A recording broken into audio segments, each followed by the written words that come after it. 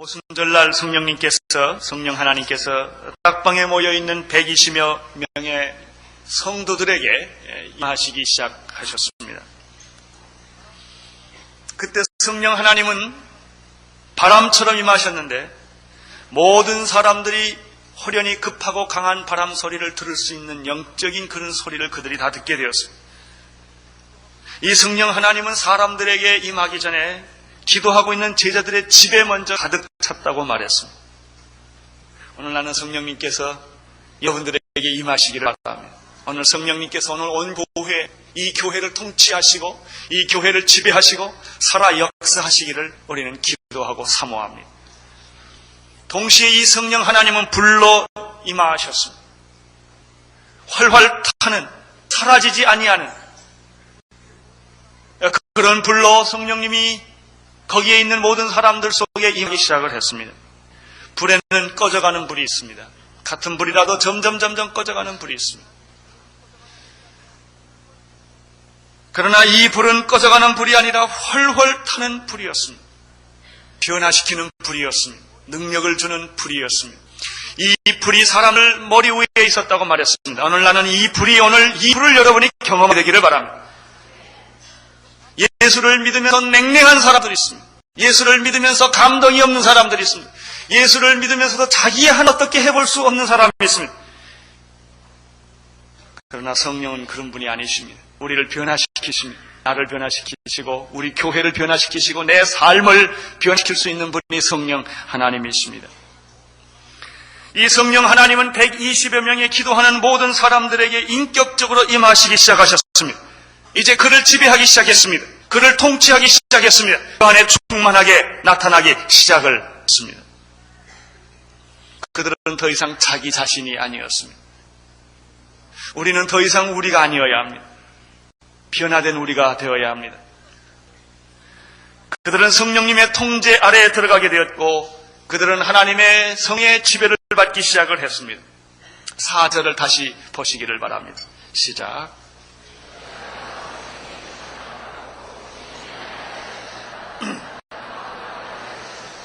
저희가 다 성령의 충만함을 받고 성령의 충만함을 받는다는 뜻은 무슨 뜻이 있습니까? 성령이 임했다고 하면 그게 무슨 의미가 있습니까? 성령 받은 자의 특징은 무엇입니까? 오늘 이 4절에 보면 저희가 다 성령의 충만을 받았는데 성령의 충만을 받고 보니까 성령의 말하게 하심을 따라 다른 방언으로 말하기 시작했다고 말했습니다. 성령의 역사에는 여러 가지가 있지만 오늘 이 다락방에 나타난 첫 번째 사인은, 첫 번째 증거는 성령의 충만함을 받자 말자 그들은 성령이 말하게 하심을 따라 말하기 시작했다는 것입니다. 로마서 8장 9절에 보면은 만일 너희 속에 하나님의 영이 거하시면 너희가 육신에 있지 아니하고 영에 있나니 누구든지 그리스도의 영이 없으면 그리스도의 사람이 아니라. 여러분, 우리는 이 육체를 가지고 있습니다. 육체를 지배하는 정신이 있습니다. 아무리 육체와 정신이 있다 할지라도 그 속에 하나님의 영이 없으면 우리는 하나님의 사람이 안 되는 것입니다. 카세트 레코드가 있습니다. 아무리 비싸고 좋은 카세트 레코드라 하더라도 거기에 테이프, 나쁜 테이프 들어가면, 나쁜 음악을 가지고 있는 테이프 들어가면 나쁜 소리를 낼 것입니다. 좋은, 거룩하고 능력 있는 좋은 영적인 찬송가가 있는 테이프에 거기 꼽으면 그 카세트 레코드는 좋은 소리를 내고 말 것입니다.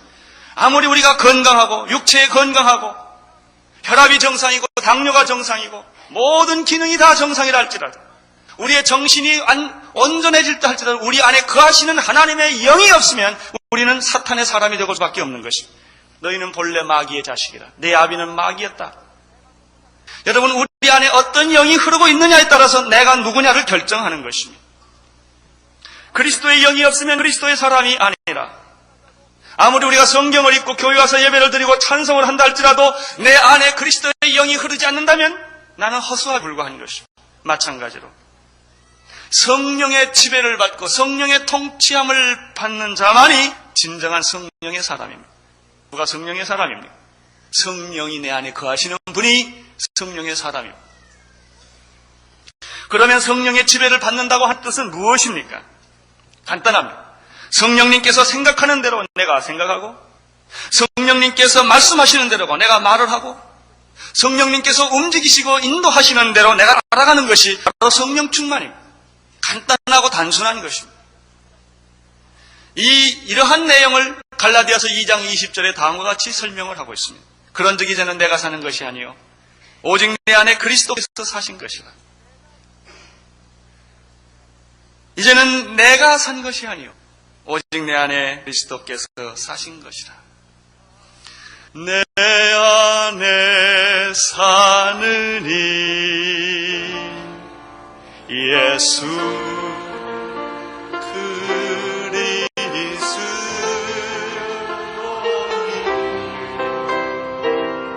나의 두름도 유익하리라.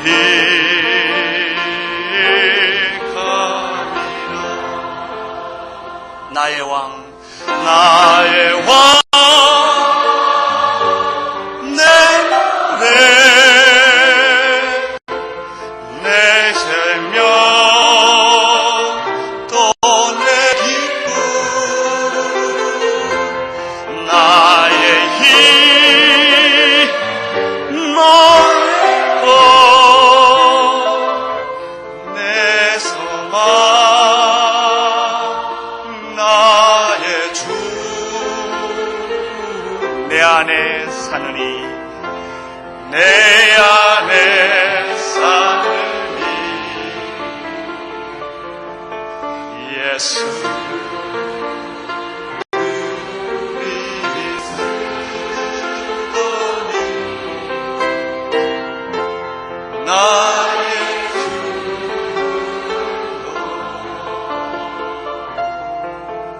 유익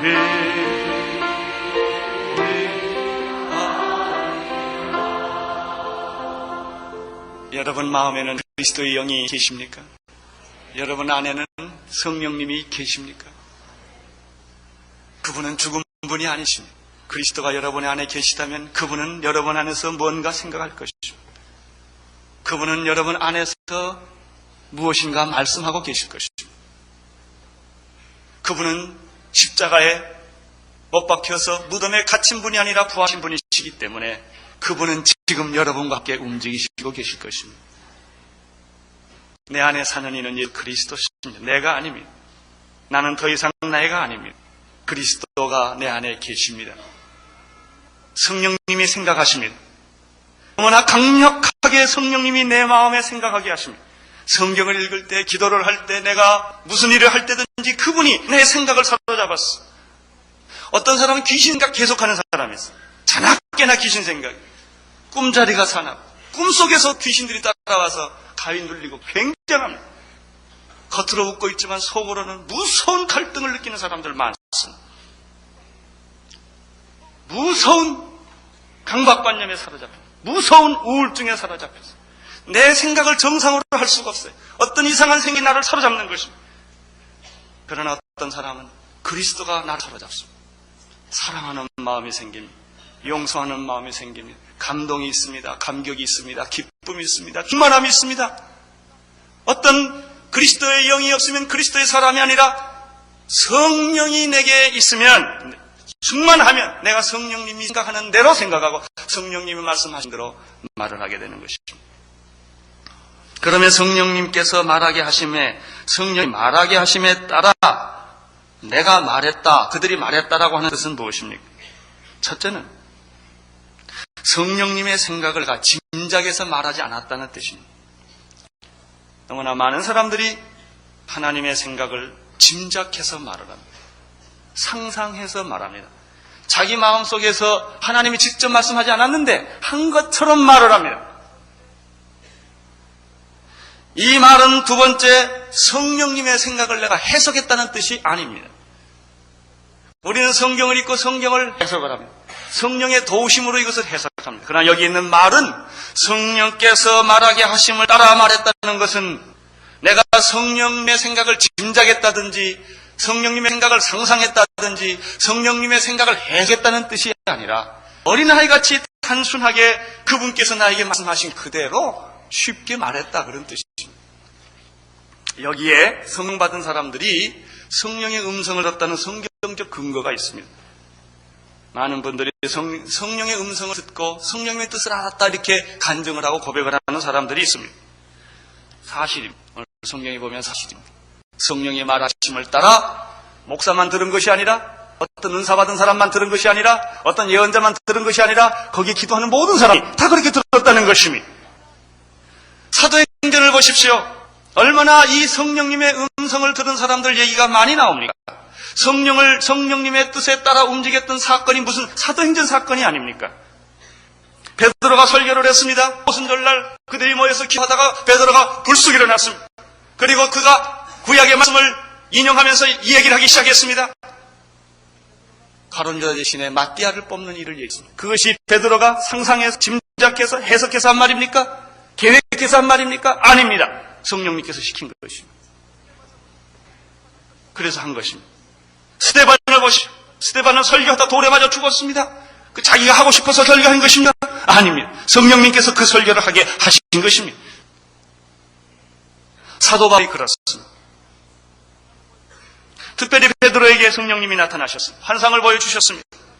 이방인인 고넬료가 너를 찾아올 것이다. 그를 거절하지 말고 그 집에 가서 축복을 해줘라. 이거 짐작입니까? 해석입니까? 상상입니까? 아닙니다. 실제입니다. 이것이 성경에 나타난 모든 사건입니다. 나는 오늘 여러분에게도 이런 일이 있기를 바라고, 오늘 교회도 이런 일이 있기를 바랍니다. 하나님의 음성을 듣지 못하는데 어찌 하나님의 사람이라고 말할 수가 있겠습니까? 그리스도의 생각을 하지 못하는데 우리가 어찌 그리스도의 사람이라고 말할 수가 있겠습니까? 성령님이 내 안에서 말씀하시는 이 일을 경험해보지 못한 사람이 어찌 성령의 사람이라고 말할 수가 있겠습니까? 우리는 계속해서 내 생각, 내 방법, 내 해석, 이게 중요합니다. 내 경험. 그래서 인간은, 현대인들은 언제나 이성과 상식을 우상처럼 섬기지 않습니까? 그 기준에 따라서 틀리면 모든 것이 틀리다고 말하는, 그 기준에 따라 맞는 것은 모든 것이 맞다고 해석하지 않습니까? 아나니에게 성령이 임했습니다. 너에게 사울이라는 청년이 올 것이다. 그를 안수해줘라. 아나니아는 이 성령의 음성을 듣고 안수해서 사울이 눈에서 눈이 떨어졌던 것입니다. 성령님께서 빌립에게, 예루살렘으로 가는 빌립에게 너는 예루살렘을 가지 말고 가사로 내려가라. 여러분, 전도하려면 사람이 많은 거 가야 되지 않겠어요? 사람이 많은 지금 가고 기적이 일어나고 있는 때 하나님께서, 하나님의 성령이 수도 광야로 가라.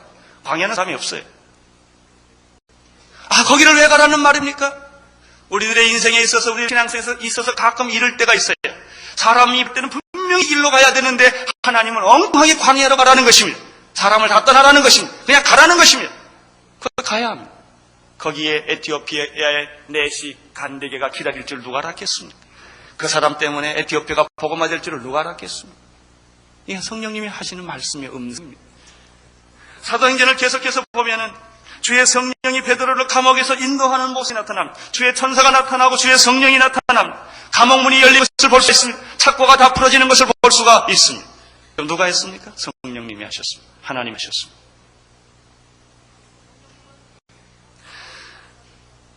성령님은 바울에게 나타나셔서 아시아로 전도하러 가는 바울을 막았습니다. 마게도냐로 가라. 환상 속에 나타났습니다. 우리를 도우라. 그는 그런 음성을 들었습니다. 특별히 사도행전에 보면 흉년이 올 것을 미리 예언하는 예언이 있습니다. 사도 바울에게 당신은 예루살렘을 가려고 하는데 그냥 가지 마십시오. 거기 가게 되면 분명히 당신은 처를 당할 것이며 결박을 당할 것이고 고난을 겪게 될 것입니다. 성령님께서 미리 말씀해 주셨습니다. 사도행전 전체가 바로 이런 하나님의 음성과 하나님의 말씀으로 가득 찬 책입니다. 사건입니다. 유라굴로 광풍을 만날 때 그들이 다 죽게 되었습니다. 모든 사람들이 사색이 되었습니다. 물건을 다 바다에 던졌습니다. 그래서 오직 한 사람, 사도 바울만 여유작작했습니다. 웃을 수 있었어요. 왜 그랬습니까? 어젯밤에 주님께서 나타나셔서 염려하지 말라, 넌 죽지 않는다. 이런 말씀을 해줬어요. 그렇습니다. 이 음성을 듣는 사람들은 전쟁 속에서도 걱정이 없습니다. 병 속에서 걱정이 없습니다. 내가 너를 살주나? 내가 너를 구원해주나? 넌 죽지 않는다. 총알이 날라들고 폭탄이 터진데 할지라도 말씀을 받은 자들은 두려워하지 않는 것입니다.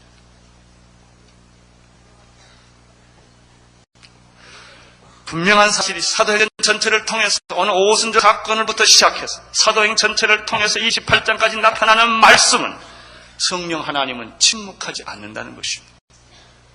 말씀하십니다. 뭐 말씀한다는 게 뭐 별게 있습니까? 뭐 자격이 있어 말씀을 받습니까? 신앙은 받는 거예요. 아무리 부부라도 말을 서로 안 하는 부부가 있어요. 천리만리 멀어진 부부가 있어요. 같이 살면서도 그 무서운 담벼락 발성보다 더 무서운 게 있는 사람이 있어요. 그게 무슨 부부입니까? 같이 말을 하고. 뭐 부부가 말한다고 쩍쩍합니까? 절대 부부는 어려운 말 안 해요. 밥 먹었니? 밥 먹었다. 배부르니? 그거예요. 아주 보통적인 하나님과 우리의 관계가 무슨 뭐 이상한 게 아닙니다. 그냥 보통 우리가 일상생활에서 느낄 수 있는 자연스러운 것이고 인간적인 것이고 하나님적인 것이고 그런 것입니다. 그런 깊은 영적인 관계와 교제를 갖는 것입니다. 부부가 뭐에 서로 말하는 게 부부죠. 느끼는 것을 말하고 얘기하고 상을 표현하는 것이죠. 바로 그런 일들이 여기에 있는 것입니다. 그게 사도행전입니다. 나는 지금도 성령님께서 경건하고 거룩한 성도들이나 성령 충만한 성도들에게 말씀하신다는 사실을 믿습니다. 2000년 전에만 말씀하신 것이 아니라 지금도 말씀하십니다. 하나님은 어제나 오늘이나 영원토록 동일하신 분이십니다. 사도행전은 과거에만 있는 사건이 아니라 오늘 이 사도행전을 사모하는 교회들에게 하나님의 성령을 사모하는 모든 이들에게 이 능력을 부어 주시는 것입니다. 물론 여기에 우리가 지극히 조심해야 할 부분이 있습니다. 왜냐하면 많은 이단들이 이것을 악용했기 때문입니다. 그들은 하나님의 음성을 듣지 않았으면서 하나님의 음성을 듣는 것처럼 말했습니다. 귀신도 하나님의 음성을 가장에 들려줍니다. 귀신이 얼마나 우리들에게 소리를 들려주는지 아십니까? 이거 해라, 이거 해라, 이렇게 해라. 계속해서 유혹을 하는 것입니다. 계속해서 술 먹어, 담배 펴라, 도박해라. 마귀가 얼마나 우리 안에서 역사합니까? 그러나 마귀는 이렇게 악한 말도 우리에게 하지만 선한 말을 가장해서 역사한다는 것입니다. 그럴듯하게. 마귀가 거짓으로 방언을 시킬 수도 있습니다. 마귀가 우리에게 기적을 보여줄 수도 있습니다. 마귀가 우리들에게 미래의 일을 예언시키는 일도 해줄 수 있습니다. 많은 점성들이 그런 것들입니다. 그러나 그들이 그 모든 것을 하나님의 힘으로 합니다. 그래서 순진하고 철없는 성도들이 여기에 다 매혹되어서 신앙을 잃어버리는 경우도 많이 있는 것입니다. 그러나 우리가 생각을 해볼 때 이 부정적인 사탄의 영향력 때문에 거룩하신 성령님의 역사가 위축되거나 제한되어서는 안 된다는 것입니다.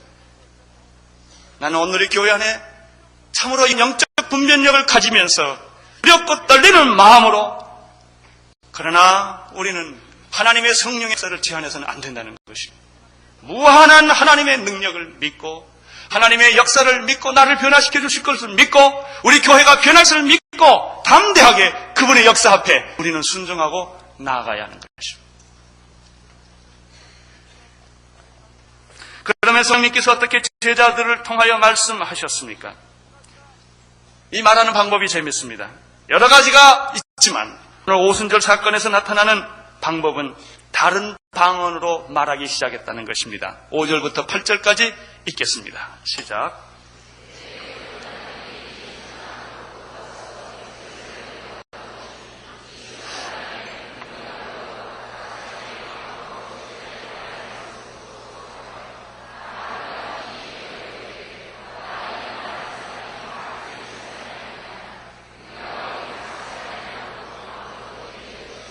성령 받은 사람들이 자기 생각을 말하는 것이 아니라 성령의 생각을 말하게 되었는데 그 말하는 것이 뭐냐면은 듣는 사람들이 다 난곳 방언으로 말했다는 것입니다. 놀라운 일입니다. 아마 우리는 이런 상상을 해볼 수 있습니다. 우리가 지난번에 성령 집회나 영적 전쟁 집회 여기서 했을 때 얼마나 손을 들고 시끄럽게 기도하고 그랬습니까? 시험 받은 사람도 몇 사람 있었을 거예요. 아마. 그랬더니 신동아에서 시끄럽다고 연락이 왔어요. 경배와 찬양하면 얼마나 시끄러운지 몰라요. 동네가 아니냐, 뭐 아동차고 뭐고 다 꽉꽉 차. 분명히 이때 약 한 120명의 사람들이 그 다락방에서 기도를 했는데 시끄러웠을 거예요. 불이 일어나고 바람이 불고 말이죠. 뭐 사람들이 그냥 뭐 정신없이 거기서 기도하다가 그냥 튀어나왔을 거예요. 이 길거리로 튀어나왔을 거예요. 그러니까 사람들이 얼마나 시끄럽겠습니까? 그냥 와글와글 그냥 별 샬라샬라고 다 얘기를 했겠죠. 그것도 자기가 그냥 하는 게 그냥 성령이 시키니까 막 했겠죠. 세 가지 표현, 6절에서 10절까지 보면은 6절을 보시겠습니다. 보면은 이 사람들이 이 사건을 목격하고 나서 6절에 보시면 이 소리가 나매 큰 무리가 각각 자기의 방언으로 제자들의 말하는 것을 듣고 이렇게 됐어요. 그러니까 이제 이 두 가지가 해석이 가능합니다. 말하는 것은 다 자기 말로 말했는데 듣는 사람이 자기 말로 자기 나라 말로 해석해 들었다는 얘기도 될 수가 있고 말하는 사람이 그 나라 말로 말했다는 말로도 들을 수가 있습니다. 그러나 그것이 어찌 했던 간에 거기 성경이 없으니까 분명한 것은 그들이 자기 나라 말로 들었다는 것입니다. 자기 말로 나라 말로 전부 듣고 첫째 뭐 했죠? 대소동이 일어났습니다. 이 소동이라는 말은 혼돈을 의미합니다. confused 됐다는 거예요. 사람들이 아주 일대 혼돈에 빠졌어. 예상 밖의 일, 상상 밖의 일, 상식에 맞지 않는 일, 불가능한 일이 지금 바로 그 현장에서 일어나서 사람들이 혼돈에 빠진 거예요. 가치관을 잃어버린 것입니다. 소동이 났습니다. 1절, 그 다음에 두 번째 뭐 있죠? 다 놀랬다고 그랬어요. 한 사람이 놀란 게 아니라 다 놀랬다고 그랬습니다. 모든 사람이 다 해석할 수 없는 이 엄청난 일 앞에 그는 놀랬다고 말했습니다. 세 번째는 기이 여겼다고 그랬습니다. 마블, 기적 같은 것을 느낀 것입니다. 그렇습니다. 이게 성령의 사건입니다. 성령의 사건이란 성령 받은 자신이 놀라는 사건입니다. 방언을 처음 하던 때를 여러분이 기억하십니까? 얼마나 자신이 놀랐어요. 기도하는데 자기 입에서 혀가 꼬부라지고 막 이상한 말이 나오니 얼마나 여러분이 놀랐어요.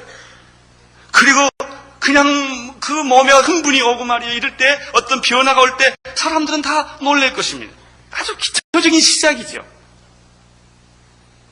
그렇습니다. 이런 현상들이 일어날 때 자기 자신이 놀래요. 만 아닙니다. 다른 사람이 놀랍니다. 만약에 여러분들을 보고 다른 사람이 놀라지 않았다면 그 사람이 잘못됐든지 여러분이 잘못됐든지 둘 중에 하나일 것입니다. 여러분, 우리가 하나님을 믿습니다. 하나님을 믿는다고 하면서 이렇게 충격 없이 갈등 없이 살아간다는 걸 보면 그게 이상하지 않습니까? 정말 하나님의 어느 음성을 듣다고 하면 여러분이 이렇게 있을 수가 있겠습니까? 안 들었기에 망정이지.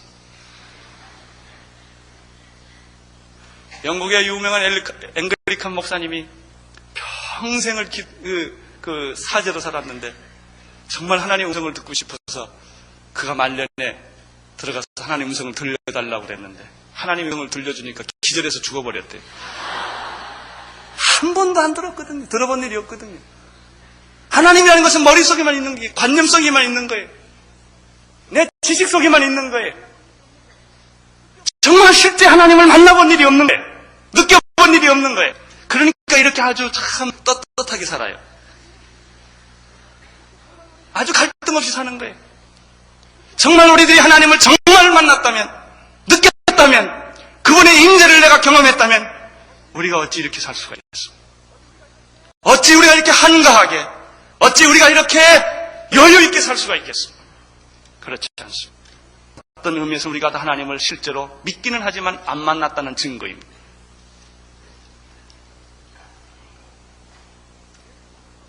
하나님을 안 만났다는 증거. 예수 그리스도가 십자가에 못 박혀 죽으셨는데 그분이 무덤에 갇힌 분입니까? 부활한 분입니까? 우리는 다 예수를 십자가에 못 박혀 죽은 것까지는 다 믿습니다. 그러나 무덤에 갇힌 예수를 믿고 있습니다. 여러분 집안에 누가 죽은 사람 있죠? 무덤에 갇혀있는 분들은 불쌍하고 생각은 나지만 능력이 없는 거예요. 그러나 살아있는 분이라면 믿는다면 말하는 것입니다. 깨닫는 것입니다. 느끼는 것입니다. 예수 그리스도가 죽은 분이 아닙니다. 살아계신 분. 믿습니까? 그러면 만나야 합니다. 그분의 음성을 들어야 합니다. 이것이 예수와 동행한다는 뜻입니다. 성령 하나도 마찬가지입니다. 성령 받은 사람들은 바로 이 성령 하나님을 체험하기 때문에 자신이 충격받을 뿐만 아니라 다른 사람에게 충격을 주는 것입니다. 이것이 사도행전 교회와 오늘날 교회의 차이입니다. 오늘날의 교회는 건물이 멋있습니다. 제도가 잘 되어 있습니다. 사람이 많습니다. 거기에 웃음도 있고 다 모든 거 봉사도 있고 전도도 다 있습니다. 그러나 초대교회와 뭔가 다릅니다. 아퀴나스가 유명한 말을 했습니다. 초대교회는 은과 금은 내게 없거니와 내게 있는 것으로 내게 주노니 곧 나사렛 예수 그리스도의 이름으로 일어나 걸어라 능력이 있었다는 것입니다. 그러나 중세교회는 은과 금은 많이 생겼다는 것입니다. 그러나 나사렛 예수 그리스도의 이름의 능력을 잃어버렸다는 것입니다. 오늘날 현대교회는 건물도 있고 제도도 있고 돈도 있고 다 있습니다. 교회 안에 실력 있는 사람 많습니다. 권력 있는 사람 많습니다. 교회는 이제는 세상에서 하나의 작은 집단이나 큰 집단으로 일어났습니다. 그러나 능력이 없습니다. 제도화되어 가는 것입니다. 생명력을 잃어버린 것입니다. 교회 왔다 갔다 하는 것입니다. 이것은 초대교회가 아닙니다. 진정한 교회가 아닙니다. 나는 오늘의 교회가 다시 사도행전 교회로 돌아가기를 바랍니다. 오늘의 교회 모든 성도들이 초대교회 성도들이 될 수 있게 되기를 바랍니다. 우리는 정말 기독교를 다시 찾아야 합니다. 정말 생명의 종교, 성령의 능력, 하나님이 동행하는 것을 우리는 다시 회복해야 합니다. 그들이 난곳방언으로 들었습니다. 자기 나라 말로 들었다는 말은 무슨 뜻입니까? 두 가지 의미가 있습니다. 첫째는 인간의 교만과 불신앙의 상징이었던 바벨탑 사건이 회복됐다는 것입니다. 바벨탑 사건에서 인간은 하나님처럼 되려고 하다가 하나님이 언어를 혼잡시켜버렸습니다. 언어가 혼잡됐다는 얘기는 의사소통이 단절됐다는 것입니다. 의사소통이 단절된다는 것은 교제가 단절된다는 것은 의미합니다. 인간은 의사소통이 단절되었고 언어 문제로 인하여 교제가 단절되었습니다. 인류 역사상 이 바벨탑 이후에 인간은 혼돈 속에서 문화가 다르고 언어가 다르고 역사가 다르고 모든 이런 이질적인 요소 속에 살아오다가 드디어 처음으로 바로 오순절날 언어가 회복된 것입니다. 할렐루야. 나는 오늘 여러분들 안에 모든 문화의 갈등, 언어의 갈등, 이런 모든 갈등이 다 사라지게 되기를 바랍니다. 성령님이 임하실 때 그들은 다 자기 나라 말로 언어의 장벽을 뛰어넘어서 바벨탑을 뛰어넘어서 그들은 다 자기 나라 말로 알아들을 수 있게 된 것입니다. 두 번째, 이 성령의 역사란 난곳방으로 들었다는 얘기는 복음이 동서남북 전 세계를 향해 간다고 하는 것을 의미합니다. 9절부터 11절까지를 읽겠습니다. 시작. 엘리민과 또 메소포타미아, 유대와 가바도기아, 본도, 아시아, 부르기아, 함빌리아, 애굽 및 구레네에 가까운 리비아, 여러 지방에 사는 사람들, 로마로부터 온 나그네, 곧 유대인과 유대기에 들어온 사람들, 그레데인과 아라비아인들. 여러분 여기 보면 이 나라들이 왜 이렇게 복잡한 나라들을 다 기록을 했을까요? 좀 적당히 빼도 안 될까요? 나 같으면 바데인가 메데인가 그 외에 나라 사람 다 왔었더라 이러면 될 텐데 다 기록했어요. 이유가 있습니다. 이것은 그 당시 세계관으로 보면 여기에 기록된 모든 나라가 전 세계의 모든 민족과 언어와 나라들을 대표하는 것입니다. 성령에 따른 어떤 한 개인이나 민족에만 국한되는 것이 아니라 모든 세계를 내포합니다. 그러므로 사도행전적인 이 성령의 역사를 놓고 보면 제일 기독교 역사 안에서 나쁜 것이 개인주의입니다. 민족주의입니다. 민족주의가 어느 부분에서는 좋은 부분도 있지만 이것은 사도행전적 개념이 되지를 못합니다. 우리나라도 민족주의적 경향으로 돌아가려는, 회귀하려는 그런 특성들을 볼 수가 있습니다. 성경은 개인주의적인 공동체가 아니라 성령 공동체는, 이 하나님의 공동체는 어느 지역과 민족과 언어와 나라들을 초월하는 것입니다. 그러면 그들이 그처럼 놀란 사실은 무엇이겠습니까? 굉장히 놀랐어요. 혼돈이 돼서 소동이 일어났어요. 첫째는, 그 놀란 일은 갈릴리 촌 사람들이, 갈릴리 무식한 사람들이 어떻게 이런 난고방언을 할 수 있느냐 하는 것입니다. 7절을 한번 보겠습니다. 7절 시작. 말하는 것 자체에 대해서 놀란 게 아니라 이런 무식한 사람들이, 이건 시골에서 온 아주 손놈이 어떻게 이렇게 할 수가 있느냐, 이런 얘기입니다. 여기서 우리는 굉장히 또 중요한 성령의 역사 하나를 또 발견하게 됩니다. 성령의 역사란 유식과 무식과 상관이 없다는 것입니다. 무식한 사람에게는 성령이 안 임하고 유식한 사람에게만 성령이 임하는 것인가? 그렇지 않습니다. 성령의 역사란 인간의 조건에 따라 이루어지는 것이 아닙니다. 부자와 가난한 자를 구분하지 않습니다. 유식과 무식을 구분하지 않습니다. 남녀노소를 구분하지 않습니다. 아프리카 사람들에게도 성령이 얼마나 강력하게 일어나고 있습니까? 지금 이 지상에 가장 강력하게 일어나고 있는 성령의 역사는 아시아와 아프리카입니다. 유럽이 아닙니다. 지성의 국가인 유럽이나 이런 나라가 아닙니다. 성령의 역사는 모든 인간의 조건을 초월한다는 것입니다. 사랑하는 오늘의 교회 성도 여러분, 두려워하지 마십시오. 나는 상 받을 자격이 있나, 이런 소리를 생각을 하지 않게 되기를 바랍니다. 나는 무식한데, 나는 글자를 모르는데, 나는 돈이 없는데, 나는 죄를 많이 졌는데, 나는 자격이 없는데, 성령님은 그것과 상관하지 않습니다. 은혜 받을 자에게 하나님은 은혜를 주시는 것입니다. 성령의 역사란 인간의 조건에 따라 이루어지는 것이 아니라 성령님에 의하여 인간이 변하는 것입니다. 두 번째, 그들이 놀란 것은 난고 방언으로 말했기 때문입니다. 11절 읽어주십시오.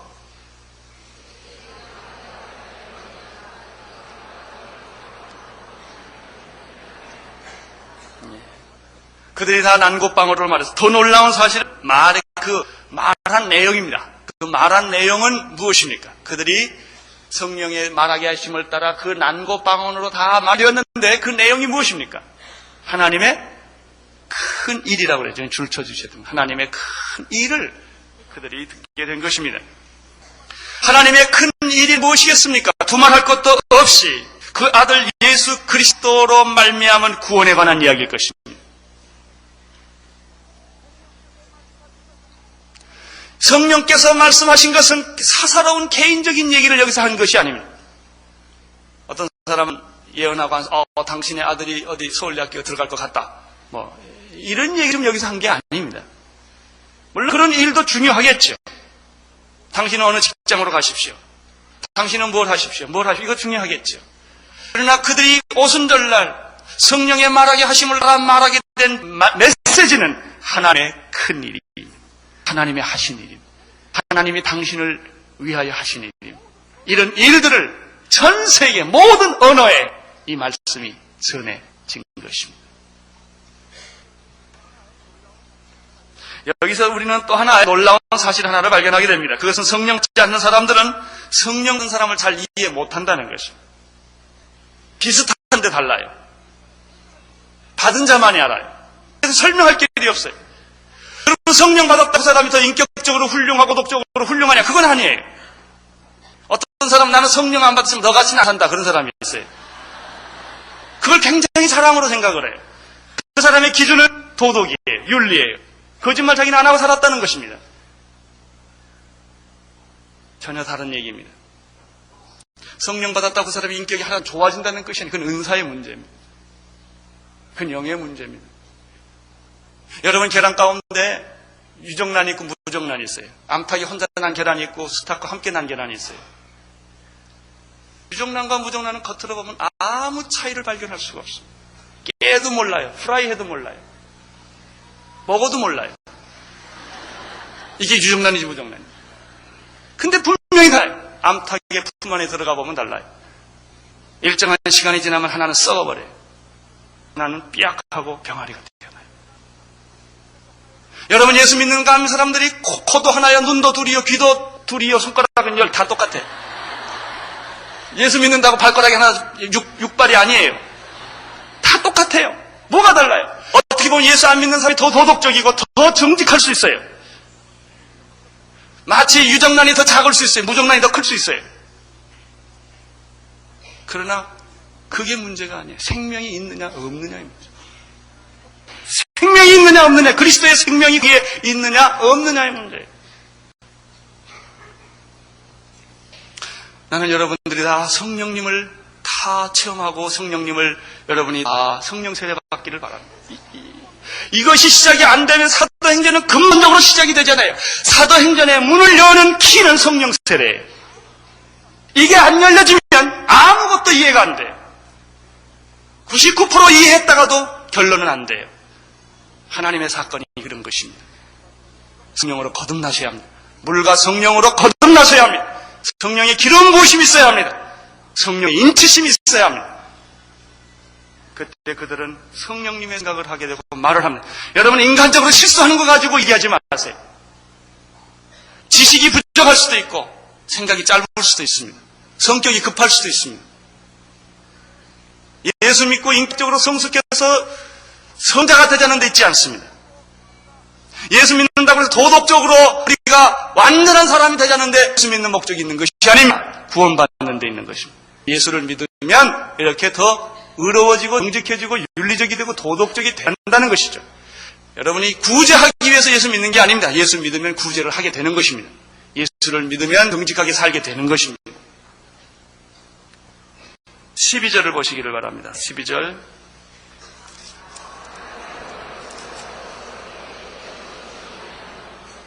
예, 다 놀라며 우억하여 서로 가라사대 이 어찌니냐. 사건은 무시할 수가 없었습니다. 부인할 수가 없었습니다. 그러나 그것을 믿기도 어려웠습니다. 받아들이기는 더 어려웠던 것입니다. 받아들이기 어렵기 때문에 그들이 한 것이 무엇입니까? 의심입니다. 그들이 그 다음에 사실을 부인할 수는 없으면서도 믿기 어려우면 13절에 뭘 합니까? 조롱함. 집까지 이렇게 방언 좀 했다고 뭐. 괜히 예수 믿고 성령 받고 은혜 받은 것을 아주 그걸 싫어해요. 그걸 아주 시니컬하게 말을 해. 냉소적으로 말을 해. 중요하지 않게 말을 해요. 그 사람들이 조롱해서 아마 술 취했나 보다. 이상한 술에 취했나 보다. 이렇게 그들이 말을 하는 것이죠. 얼마나 우스꽝스러운 해석입니다. 어떤 사람에게 누가 미우라 약과의 책을 줬어요. 은혜 받고 너무 좋았어. 당신은 읽어보시라. 그랬더니 한 일주일 후에 이 사람이 책을 돌려주면서 다음과 같이 말했답니다. 나 병원에 가봐야 되겠다. 그래서 왜 그러냐고 그랬더니 혹시 나도 이 여자같이 혹시 여기 무슨 균이 아프면 어떡하냐고. 은혜 받으라고 줬더니 은혜 받는 쪽은 하나도 보지 않고 이 사람이 병원에서 고생했다 그것만 본 거예요. 예수님이 문둥병을 고쳤습니다. 안전병을 일으켰습니다. 은혜 받은 사람들은 그 사건 하나님이 하신 엄청난 일에 감격하고 눈물을 흘렸습니다. 그러나 바리새인들은 어떻게 했습니까? 병 고치는 일에는 관심이 없습니다. 하나님이 하신 것은 관심이 없습니다. 왜 안길날 고쳤냐 이게. 이 가지고 시비한 겁니다. 여러분은 이런 시비하지 않게 되기를 바랍니다. 하나님의 거룩한 성령의 역사에 관심을 가지십시오. 주변적인 것은 중요한 게 아닙니다. 여러분이 본질을 뚫으십시오. 정말 하나님 하는 것보다 더 중요한 게 어디 있습니까? 다윗이 벌거벗고 춤을 췄다고 말했는데 하나님만 만날 수 있다면 우리가 무슨 희생을 치러도 그거 만나야 되지 않겠습니까? 사람들은 하나님 사건을 땅의 사건으로 취급하려 거룩한 것을 세속적인 것으로 위장하려 했습니다. 사탄은 언제나 하나님의 거룩을 가장 천박하고 무가치한 것으로 바꾸려고 하는 것입니다. 이때 베드로가 다음과 같이 말을 했습니다. 14절 읽어주세요.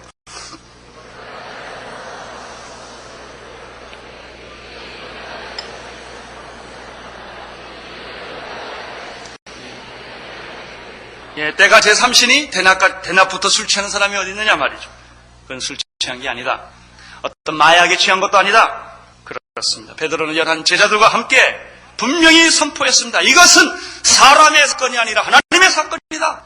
이것은 위장되고 조작된 사건이 아니라 구약의 요엘서에서 이미 예언했던 하나님의 말씀의 응답이었다. 오늘 이 응답이 여러분에게 임하기를 바랍니다. 성령이 임하셔서 우리 모두에게 이 하나님의 기이한 일들을, 거룩한 일들을, 위대한 일들을 보고 듣고 체험하고 선포하는 이런 놀라운 역사가 오늘 여러분에게 있게 되기를 바랍니다. 기도하겠습니다.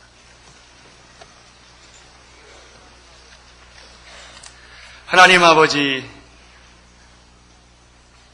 주님을 찬양합니다. 영광을 받아 주시옵소서. 성령님이 오순절날에 임하시고 성령님이 말씀하신 것을 인하여 찬양합니다. 오늘 이 교회 안에 성령님이 임하시고 성령님이 말씀하여 주옵소서. 주여 말씀하시옵소서. 우리가 듣겠나이다. 주여 바벨탑을 초월하게 하여 주시옵시고 민족을 초월하게 하여 주시옵시고 나를 초월하게 하여 주시옵소서. 복음은 하나님의 것이며 이 복음은 전 세계에 선포되어야 할 것임을 믿습니다. 할렐루야. 오늘 이 자리에 성령님이여 임하여 주옵소서. 예수님 이름으로 기도드리옵나이다.